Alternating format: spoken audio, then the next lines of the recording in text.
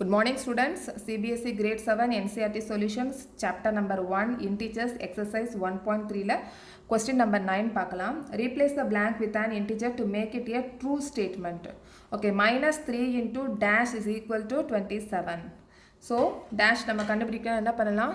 3 table 3 into 9 is equal to 27, but 27 divided by 3 is equal to 9. Okay, 3 into 9 27, but ஆனால் 27 என்ன integer கொடுத்துருக்காங்க? Positive integer. Positive integer பண்ணணும்னா என்ன பண்ணணும்? minus into minus is equal to plus, minus into minus plus, so minus 9 வரும். Next 5 into dash is equal to minus 35. 35 divided by 5 is equal to 7, right? அப்போ 5 into 7 is equal to 35. So 7 போட்டாச்சு, but நமக்கு answer வந்து minus 35 இருக்கு. minus 35 வரணும்னா plus into plus plus தான் வரணும், but மைனஸில் இருக்கு. ஸோ மைனஸில் 1 வரணும்னா plus into minus minus, so minus 7. Okay, next இங்கே dash into minus 8 is equal to 56. 56 divided by 8 is equal to 7.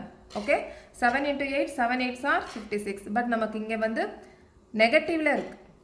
இங்கே என்ன இருக்கு? நெகட்டிவ்ல இருக்கு. ஸோ நெகட்டிவ்ல வரணும்னா நம்ம என்ன பண்ணணும்?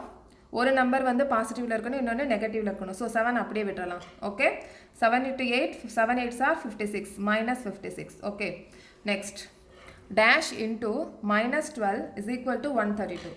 132 divided by 12. So 132 12.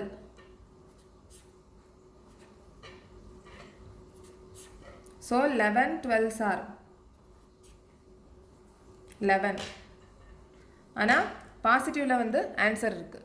பாசிட்டிவ்ல இருக்குன்னா நம்ம என்ன பண்ணணும்? Minus to minus plus. So minus 11 into minus 12 is equal to 132. Okay,